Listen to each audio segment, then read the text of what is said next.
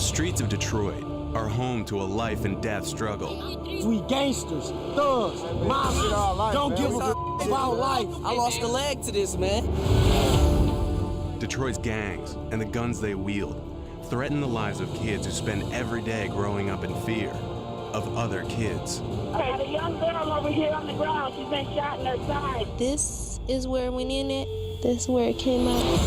Coming in! Police, coming in! Police! Now, an elite police unit has been tasked with turning the tide in a war that's raged for decades.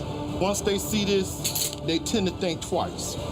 With aggressive tactics and unparalleled street smarts, they infiltrate a world of gangs, guns, and deadly consequences. You can't be perfect trying to control an imperfect world. Hands behind your back, don't mess it up. There's a whole lot of motherfuckers out here. The police, that's what we think of them. Don't let no guards down. We going in hot, we going in ready. Get back! Get out of here, get out! Bang it, bang it. Let me see the goddamn hands. Let's get out, let's get out, let's get something.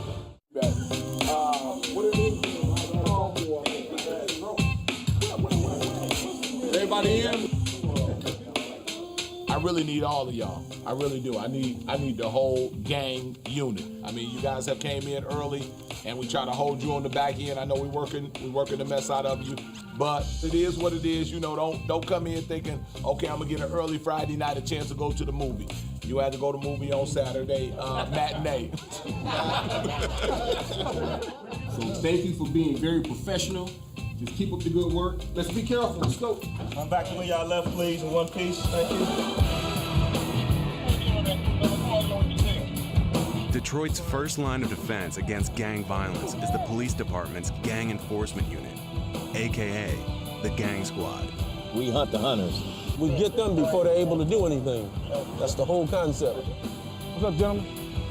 The squad is a 70-officer force that employs deep intelligence gathering and aggressive street enforcement to penetrate the world of gang culture.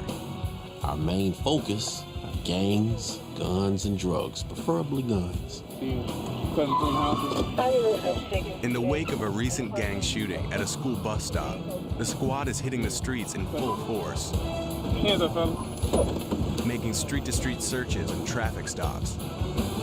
And their aggressive tactics aren't always understood by the people they protect. We get harassed 24/7 every day, though. Every day. And we ain't even do nothing. We get our civil rights violated in Detroit. This ain't the place to be, people. Stay in New York, New Jersey, Canada, Australia. Don't come to 313.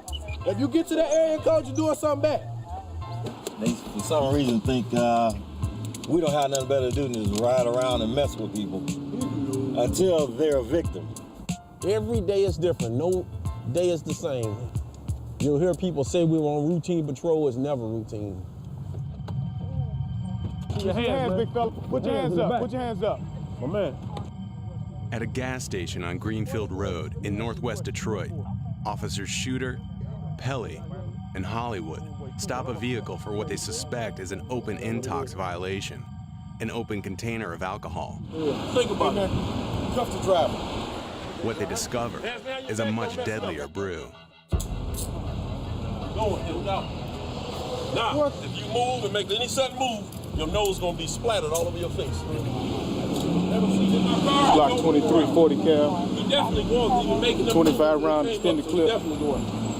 The extended clip on the handgun suggests it's being carried for more than just personal protection. And this is how we avoided a shooting. You notice how long that magazine was. Today was a hit day. You don't carry no gun that small with a magazine that long unless you're gonna take somebody out. Backseat of the car is full, you might want to hold on. Gun a day is a life saved, just like an apple a day keeps the doctor away. That's my MO. Detroit is a city of approximately 900,000 citizens, with one of the highest per capita murder rates in the U.S. It has also been hit harder by the economic downturn than any other major American city, with a nearly 30% unemployment rate.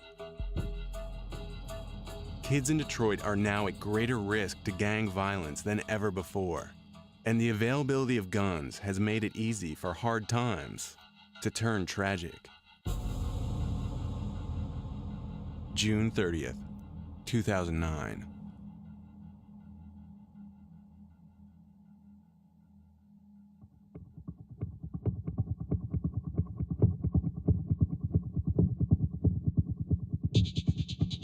Detroit 911. Yes, I'm right here at the gas station on Warren and Southfield. I got a young girl over here on the ground. She's been shot in her side or her stomach or something. Okay, no, don't move, baby. Don't move.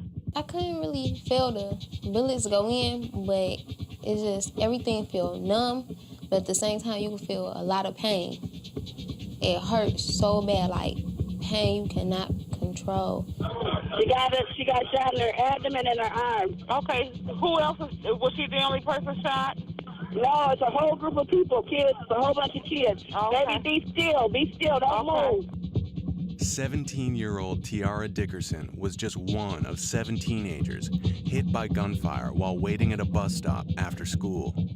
It was just a lot of things going through my head. Like, I was thinking, like, I don't want to die, and I hope I make it, and what's going to happen. I hope the police hurry up and come. Chaos and confusion in the middle of the afternoon. At least 7 people shot, 5 of them summer school students at the Cody 9th Grade Academy in Detroit. At one point, the pain was so bad that I felt like I did want to die. But then I thought about my mom, my family, and everybody, so I decided to, try to stay strong. The attack sent all 7 victims to the hospital, 2 in critical condition. And it lit off a firestorm in the local press. This is a case that ought to be symbolic to all of us because there were so many kids who were victimized at one time in broad open daylight. The ruthless nature of the shooting and the young age of its victims suggests that this was a case for the gang squad. Detroit police quickly called on Sergeant Todd Eby to work with Gang Squad on the investigation. But some of the evidence that was at the scene were ballistics firearms evidence, like spent casings. We had a videotape, a surveillance video from the gas station.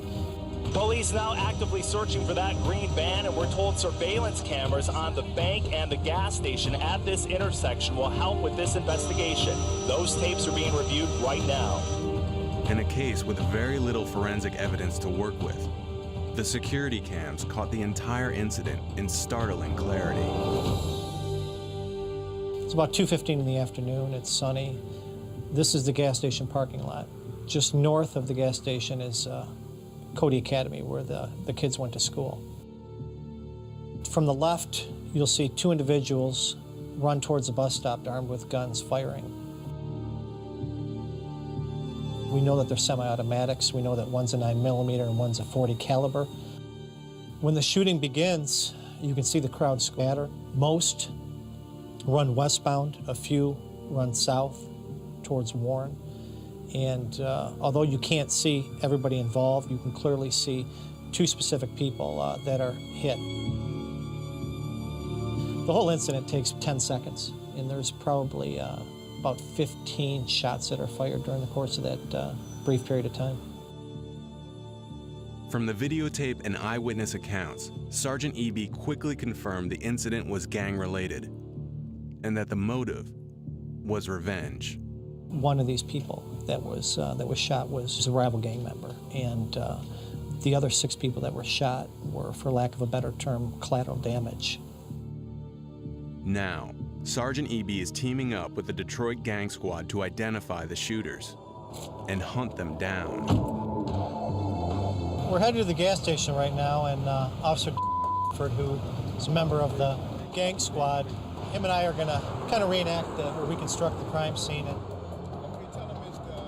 This man is an intelligence officer with the Gang Squad.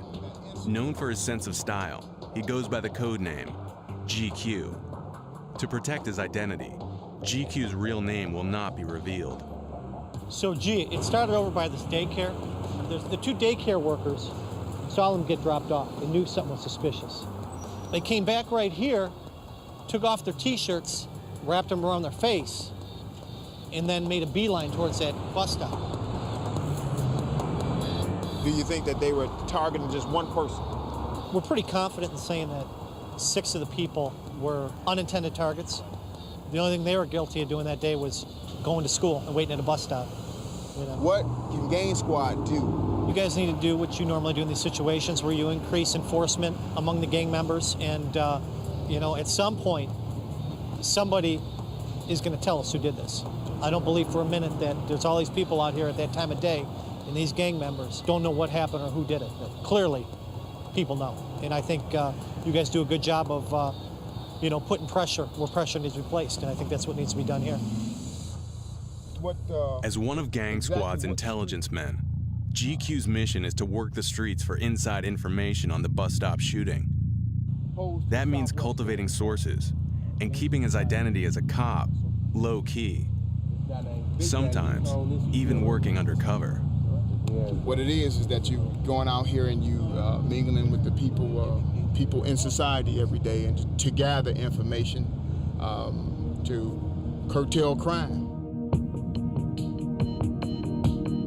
Gathering intel from gang sources is an investigative skill few officers have.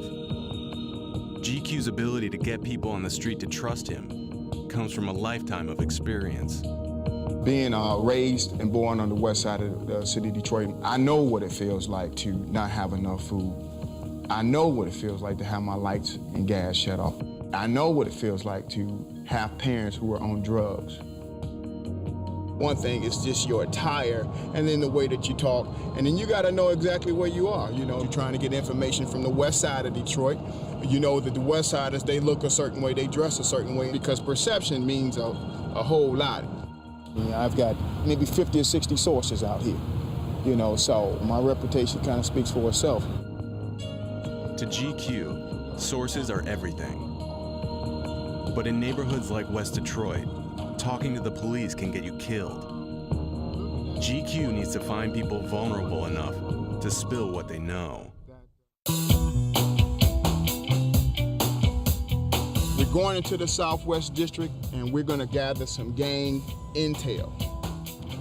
They're just guys that have been arrested in the precinct for various crimes, and based on their crimes, we're going to ask some general questions and see exactly what we can come up with. The best source of information on a Detroit gang is often a member of a rival gang. Today, GQ is talking to young men who have just been arrested and who are likely to have gang ties. How you doing, man? You all right? If GQ can get them to open up, it could lead them one step closer to the bus stop shooters. How old are you? 18. 18?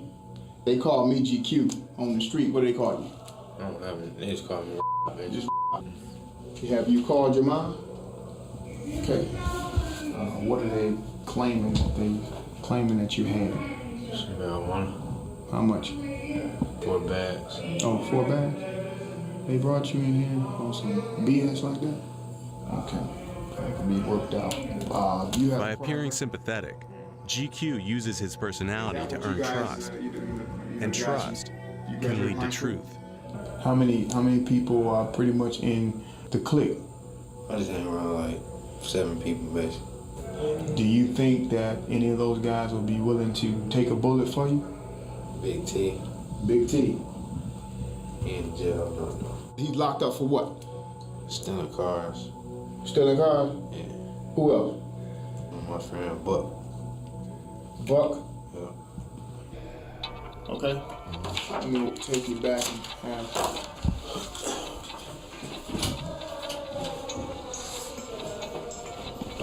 I couldn't get him quite to give me the information that I really wanted and I was looking for, but that's the start. Hey man, how you doing? The next perp has been arrested in connection with a shooting known as an A1 charge. I understand you have a daughter or son? A son. Junior. Just thinking about my children. I know, man. Me, like I'm saying, I ain't just saying like no gang type. We ain't on no gang type stuff. We What is it? We family. He's in here on an AWIM charge, and I know he just pretty much lied through his teeth. Like I'm saying, like friends is really closer than your family to people now. Cause like I said earlier, people don't got family like that. They family deny them to the left. You know, the world crazy to me. They need a lot of work to this world. I mean, people need jobs. Everybody out here starving. Everybody out here hungry. I miss my family. I've been in here for 2 days. I miss my daughter. I just want to get out of here.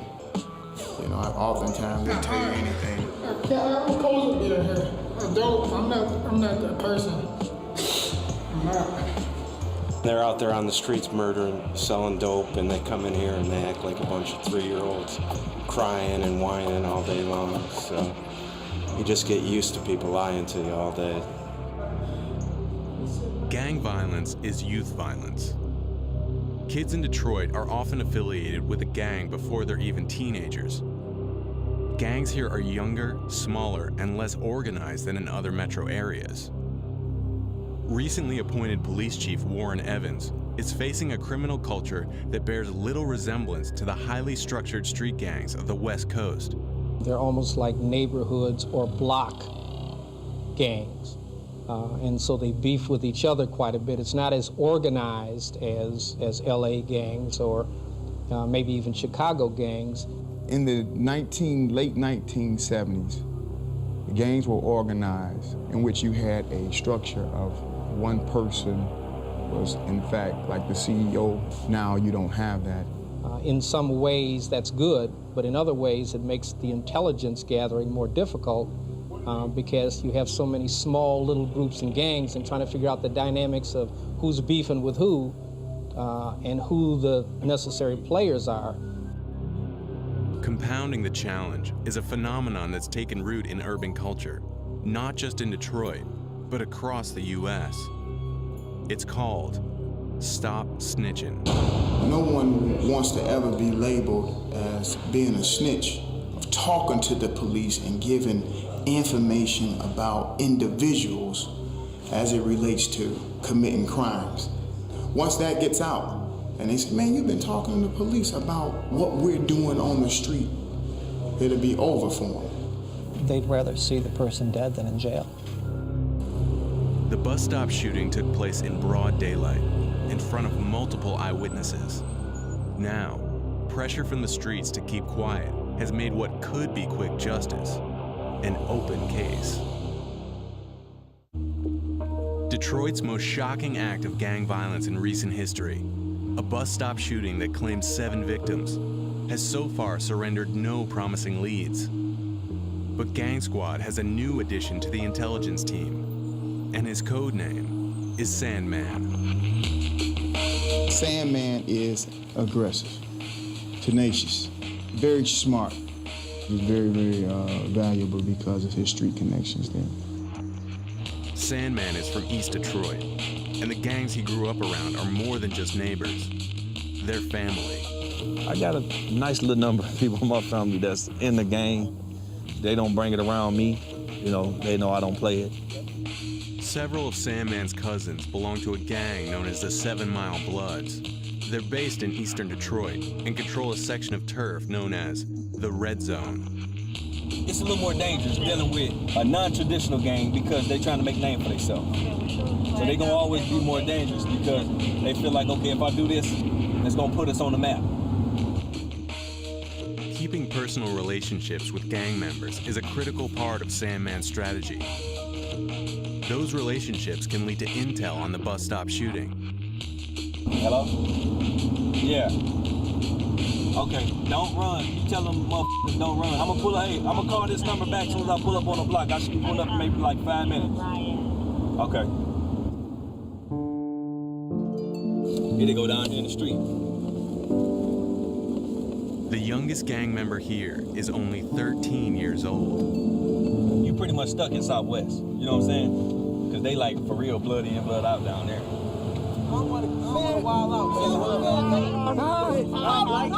Gangsters, thugs, monsters, don't give a about life. I lost a leg to this, man. Hey, look around. Do this. Ain't no running from it. Everybody's 7 Mile Blood. Yeah. Family over here. No outsiders like I've been saying, man. Don't trust them, man. The police, that's what we think of. Prison ain't shit. What you talking about? I know what it is. 7 Mile Blood Gang. Run this man. Just telling y'all about it. Telling y'all about it, man. Free hop. Good life.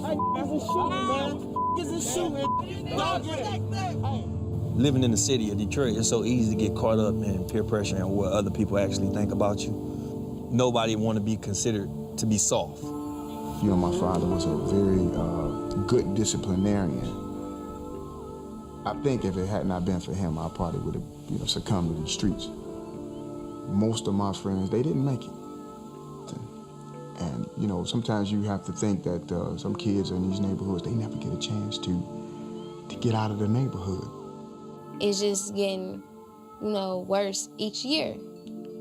And everybody has a mind of their own. So if somebody feel like they want to be in a gang and go kill somebody to get recognized, that's what they're going to do, no matter who tries to stop.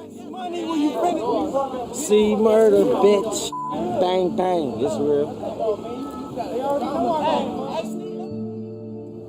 If you ask them, what do you plan on accomplish out of the game? They don't know. A lot of them don't. And that's the crazy part about a lot of them don't even know. And I wonder how many, if you ask them, like, so did you grow up in this neighborhood, that's gonna honestly tell the truth. They ain't even renting over here, let alone own something over here. They broke, they ain't got no money.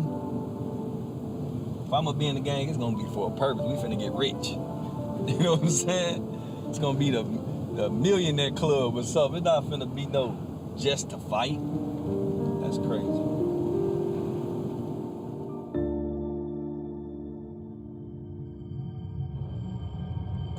In the case of the bus stop shooting, GQ and Sandman's talents are beginning to pay dividends. The gang responsible for the shooting is now believed to be a crew known as the Joy Road Hit Squad, one of Detroit's oldest and most violent gangs. Joy Road, Joy Road, Joy Road, exit 9. Joy Road, Joy Road, exit 9. This gang is responsible for a number of different shootings, armed robberies, carjackings. Hello, how you doing? It's me again. I'm back, dog. From the backyard, still pushing that crack hard. I'm from the hood in case you didn't know it's Excelina. Where them boys made big weight. They're involved in the drug trade. So, clearly the gang is a violent group of individuals. The Hit Squad controls territory in northwest Detroit that extends from Joy Road to West Chicago Street and as far west as Southfield Freeway, where the bus stop shooting occurred. Police believe the hit was motivated by revenge against a rival gang member. What's more, eyewitnesses have identified two primary suspects. We don't have an arrest warrant for anybody, obviously, but there's certainly people that we're focusing on. And these individuals are younger, 19, 20 years old, and represent part of the Hit Squad. Their number one person of interest is Demetrius Hinton, a teen who's also wanted in connection with a more recent drug-related homicide. Hinton is still at large. Now, it's up to GQ and Sandman to locate the suspects before the trail runs cold. Yeah, at 5 o'clock. Okay.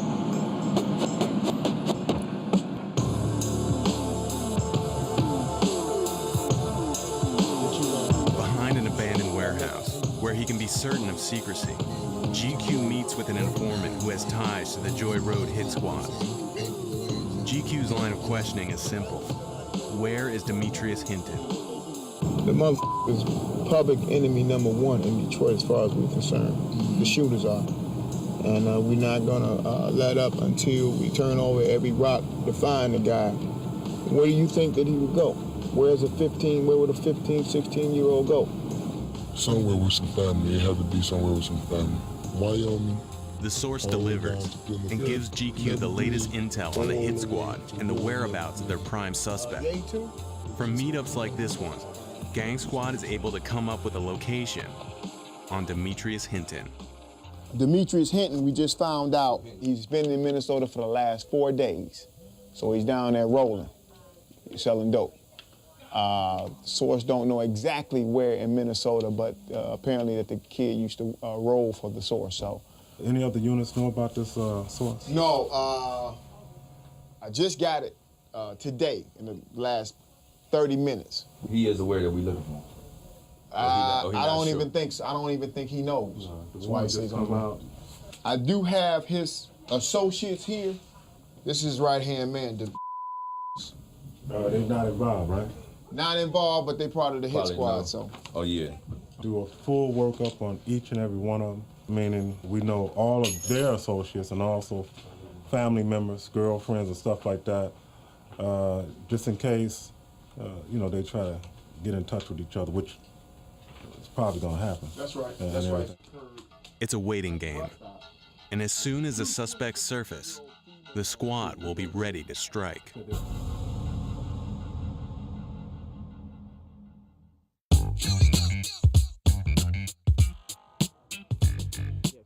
0700 hours.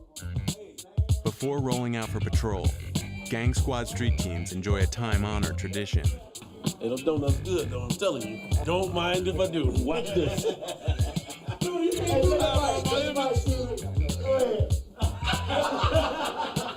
This is how we uphold our image. I'm gonna uphold it today.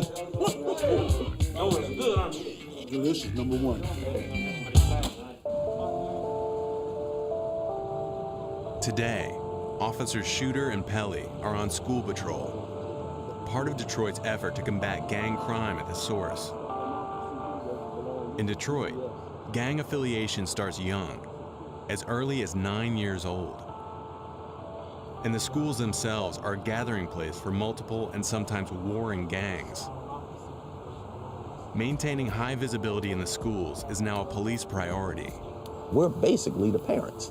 I have to get them in line, let them know I'm in charge, something a parent should do, and at the same time, arrest them if necessary, and if I can, send them home, and once they go home, we don't know what they face. After school, kids often make their way home through rival gang territory. A high-risk time for shootings. This is when Gang Squad does most of its patrolling. How you doing, big fella? Here for a minute.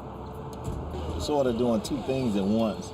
One, we're trying to look out for the kids and make sure they all get out, make it home safely and everything. But at the same time, we're hunting. Come here, man. Take your hands out of your pocket. You got your ID? What's the last 2 classes you have? English. It's obvious you don't speak too well. I'm in charge out here. Goodbye. Go that way. And because of their relationship, and I think the love that they actually have for kids, they're happy to go do it. I mean, at the end of the day, they want to see kids safe. Do they arrest a lot of kids with guns? Absolutely. Is it the focus of what they do to create criminal records for kids? Absolutely not. It's to make sure the environment's safe. And I've seen them do just as much counseling, quite frankly, as I have seen them gun chasing. You're gonna say, oh, I'm tired of getting tickets, y'all give me tickets. You don't have a license. You ain't never had a license, you 16. So if you tired of getting tickets, why did you stop driving? A lot of times what we tell them goes right out the window when they get home because they have to deal with their home life. He may see us for, what, an hour or 2 a day? Once he leaves, he has no longer any dealings with us. He's gonna go by what is taught to him at home. Gang Squad puts an intensive focus on getting guns off the street, sometimes at a rate of 3 a day for a patrol team. But there are thousands of unlicensed firearms on the streets of Detroit, and the statistics are symptomatic of a much larger social problem. Kids in Detroit are often first introduced to gun culture at the toy store. That's a toy. Normally they carry those in the service stations around the city of Detroit. All right, we're gonna show you the real weapon next to the fake weapon. And as you can see, almost identical. Younger kids, 8, 9, and 10, they'll get these toys and stuff like that innocently, okay? Not thinking that anything is wrong and stuff like that. Inadvertently, sometimes they'll carry them to school in their backpacks and stuff like that. It's a problem not only for schools, but for law enforcement. I cannot tell whether or not a weapon like this is actually real or not. And in a split second or two that you're gonna have to determine that fact, somebody can easily get killed. When I was a kid and you had disputes, you'd have a fight and it was over with. Now the fights are one group shoots the other group, and then when they heal, they come back and shoot the other group. And it's kind of an ongoing lethal process. And people don't fist fight, they shoot. If you get in an altercation and you beat me today, I'll come back with a gun. This time I won't lose. And that's the mentality they're thinking. As violent as the gangs of Detroit are, their activities are hardly limited to turf wars. The sale of street drugs is a gang's primary source of capital, and for Gang Squad, following the drugs is often the best way to infiltrate. From his sources on the street, GQ has learned that the Joy Road Hit Squad, the gang believed to be responsible for the bus stop shooting, has partnered with another gang to sell narcotics. And that's not uncommon for gang members to sell controlled substances out of one house. GQ's anonymous source has also provided intel on the precise location of the dope house. I'm gonna take him to a nice little gay spot where, you know, they gamble, sell drugs out of guns. It's a lot of gang activity. To investigate further, GQ and Sandman are teaming up for an undercover stakeout.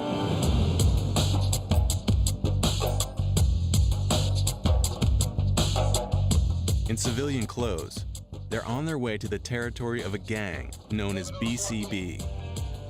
GQ leads the way and Sandman follows behind in an unmarked van with our camera crew.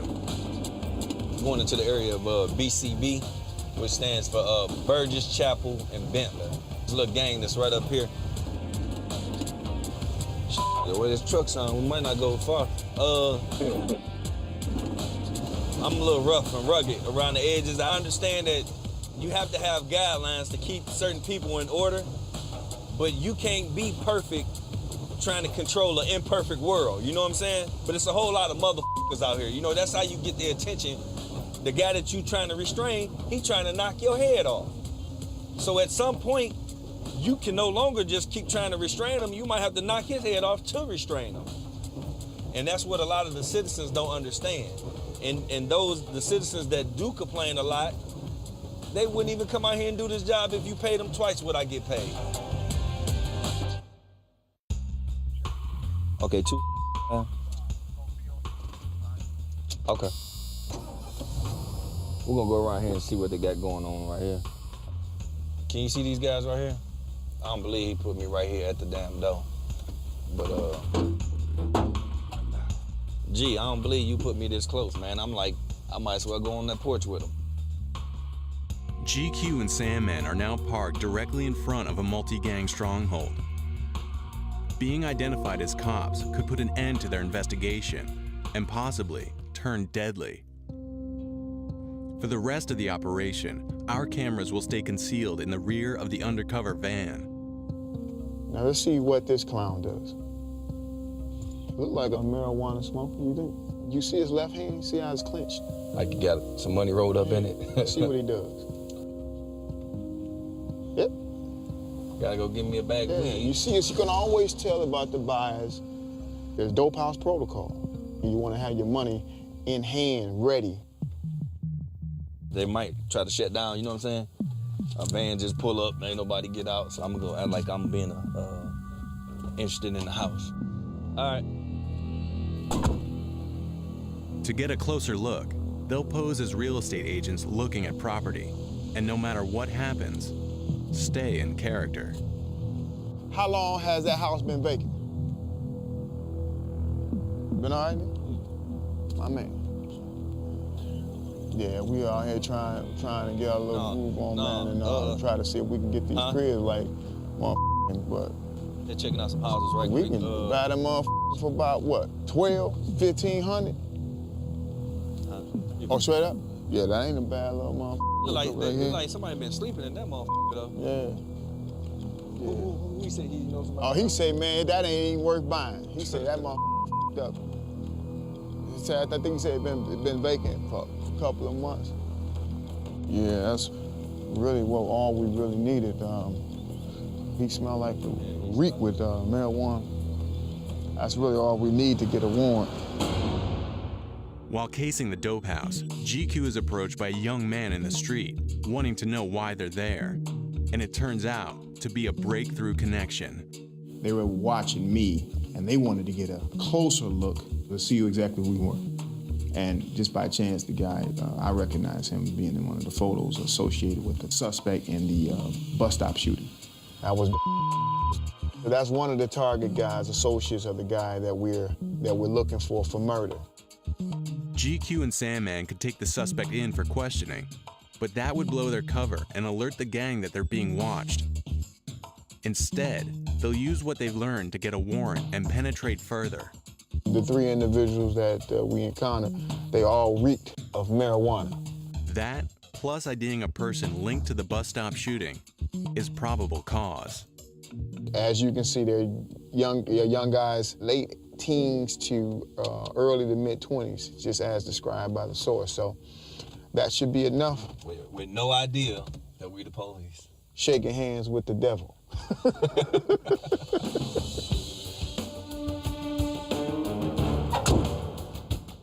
I got enough probable cause to get a warrant. We have 48 hours to execute it.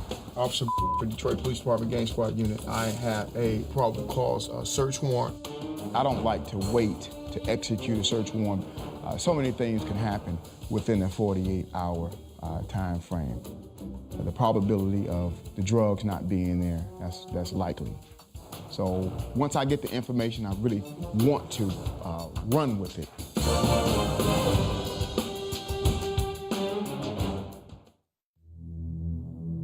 At Detroit Gang Squad headquarters, GQ phones the DA's office to get permission to process a warrant. After getting the all clear, he types up a summary of his probable cause and takes the paperwork directly to a magistrate for signing. Hey, how you doing, Steve? Morning. Hey, listen, we got a source that has some real good information about a certain address. We did some surveillance yesterday, met the target seller. Also, there could be an individual that's wanted for murder and 8 counts of attempt murder related to that bus stop incident earlier this year. I need to see it in writing. If it's not in writing, it doesn't exist. I got it approved to the assistant prosecutor this morning over the phone. Swear affirm the contents of the affidavit in support of the warrant? I do.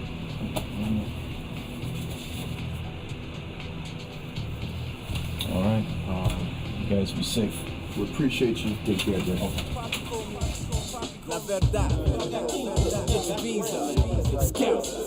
Warrant in hand, Gang Squad mobilizes for an immediate raid on the BCB drug house. Ain't a boy out here that can test my game. How would I look letting another man affect my lane? They need to move quickly in order to capitalize on the intel gathered by GQ and Sandman. And they're up against an unknown number of armed gang members. Raid time. Showdown. We need a K9 unit, though, at some point. What you think? Them puppies don't find nothing. This is our shotgun man, Bam. How you doing? He sent them all to the back, send them to me, I shake them down and send them behind me. Suppress anything that comes my way. Once they see this, they tend to think twice. And this here is our raid commander, the sergeant, code name Sir. Remember we used to say we wouldn't do this again? You can believe that. Every time, they bring it back in. Briefing, come on in. I got a lot of scriptures for you.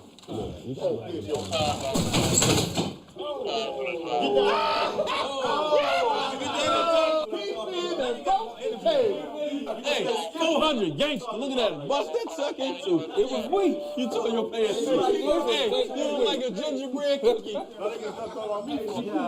The table is broke, man. What am I supposed to do? We got a van? It was weak. Let's get on with this thing. What up? Okay, gonna do the search warrant. That's gonna be a 1-story, greenwood frame, single family dwelling. It's gonna be a black male, 19 to 23 years of age, wearing a black jogging suit.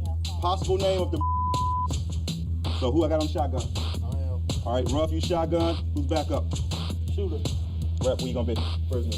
All right. This is a house that's being operated by BCB gang members, Bentley, Chapel, and Burgess. You know, they terrorize that neighborhood. They do a lot of robberies. Going to be guns inside those cars. Going to be guns on those persons. If we encounter fire coming out, we're gonna take cover. I'll declare the barricaded government. No one fire into the house if you hear shots inside. Clearly defined target. Clearly defined target. You can't see, don't shoot. Don't let your down. Don't let no guards down. We going in hot. We going in ready. All right. Everything to me is ready to rock. Okay. I got one rule. Y'all come back to this briefing the way y'all left it. All right. Hold on, we gotta say our prayer.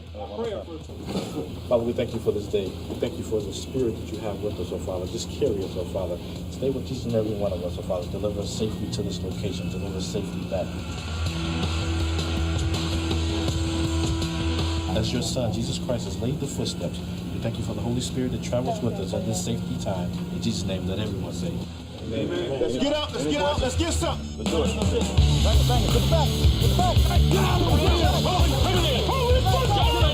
Look, I got 2 herniated discs. I can't. Man, get your ass on the damn car. Quit playing. Herniated discs my ass. Yeah, we got the cars. Here. I want everybody in the cars.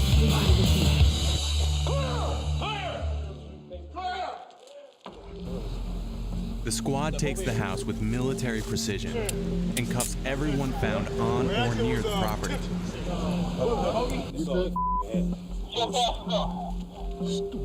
Officer. Not even cussing. But until the entire house is secure and all guns are found, no one can rest easy.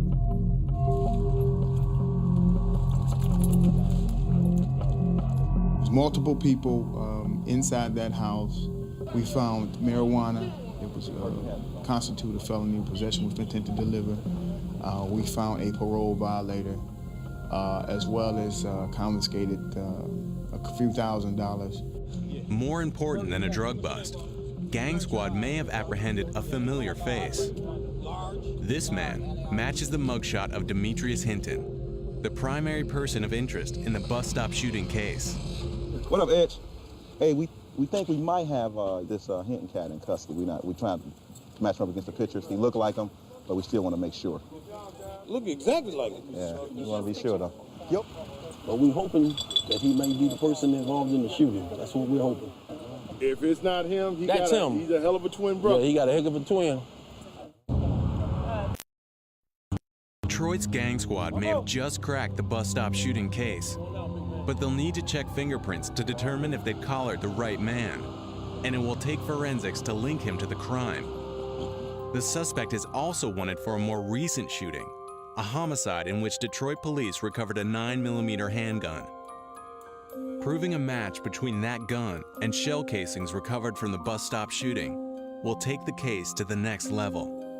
We're trying to draw comparisons between the gun and the casings. The gun that was used in the homicide, obviously, and the casings that were left at the scene.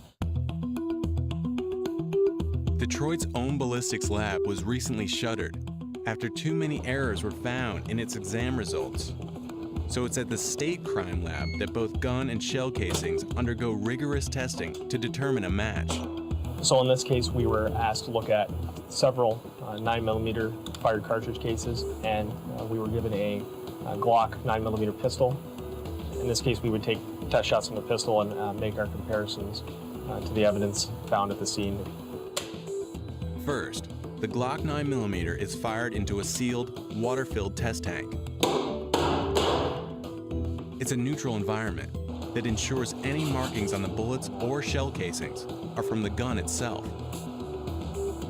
Then, the test rounds can be compared to shell casings recovered from the bus stop using a comparison microscope. When fired, every gun leaves a unique signature on both bullet and casing. These striations are as individual as fingerprints and can be used to determine a certifiable match between guns and the crimes they're used to commit. If the shells found at the bus stop match the gun used in Demetrius Hinton's other alleged homicide, it's strong evidence linking Hinton to the bus stop shooting. But lab results can take days to process, and Gang Squad will have to wait for the outcome to know if they've got the right man. And they aren't the only ones hoping for justice. You just got home from school, Ugly? Yeah. What y'all do at school today? I did some math, science. You ain't learned nothing? She'll never do that. For 17-year-old Tiara Dickerson, the bus stop shooting isn't a newspaper headline or a case to solve. It's a reality she and her family struggle to overcome every day. My first surgery was in my arm. It's a metal pin and screws down here to keep it together, and it's gonna be there forever. They had to repair about 7 different things in my stomach. My intestines, I know that they had to put back together. I was there when it happened. It was crazy. Yeah. It was real sad, yeah. She was just laying there so little and just almost lifeless. A lot of things that I knew always could happen, I never thought it could happen to me. It helped me realize that it can happen to anybody, no matter who you are, how old you are, or where you are. It can happen to anybody at any time. Now I really don't like to be alone. I don't like the dark, and I don't like to be around as many people that I don't know. And I really don't like to stand at a bus stop anymore. You know, you think about your own family, and you think about how a kid who could, you know, be doing the right thing, going to school, and just standing by a bus stop, ends up with the inability to ever have children, and, you know, wear a colostomy bag the rest of their life. You know, and, you know, the worst thing they ever did that day was get out of bed and go to school. Tiara is nearing a full recovery. But there are thousands of kids in Detroit who aren't so lucky. What are some of your dreams? For my dreams? To get better. Hopefully I heal up all the way and then graduate high school and go to college, maybe in Florida, or stay here and go to college and become a lawyer, or I'll become a counselor and work with kids. We prayed real hard and it worked, so I'm glad she okay. I don't mess with y'all. Unless y'all up here making noise.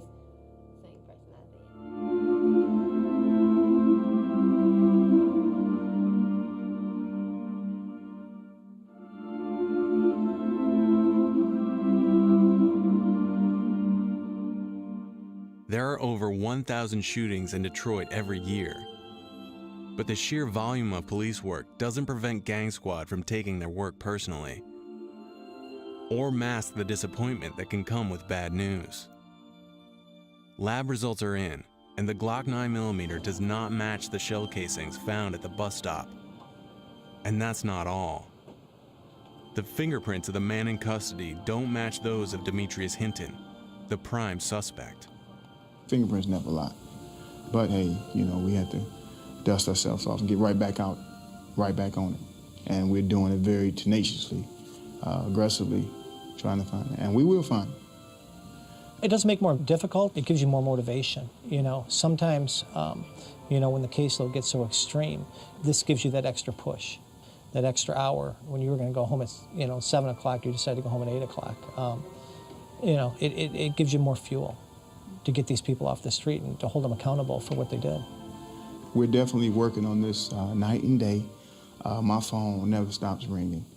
And I treat each incident as if it was somebody in my family, you know, and I think that's what drives me.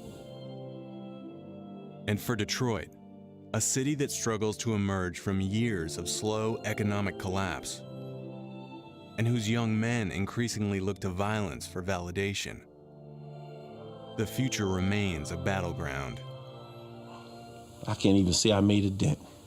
You can't control guns. You can't control what comes into the city, how people get weapons. You can only control a little bit at a time, what you can do with the time you're out there. I think my future is very, very promising, you know. As long as God keeps me healthy. This is a job that I think I've been destined to do.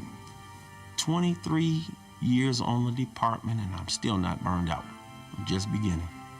Loving every second of the day. Making that difference with this, not these. Gang Squad for life. Yeah, I like that.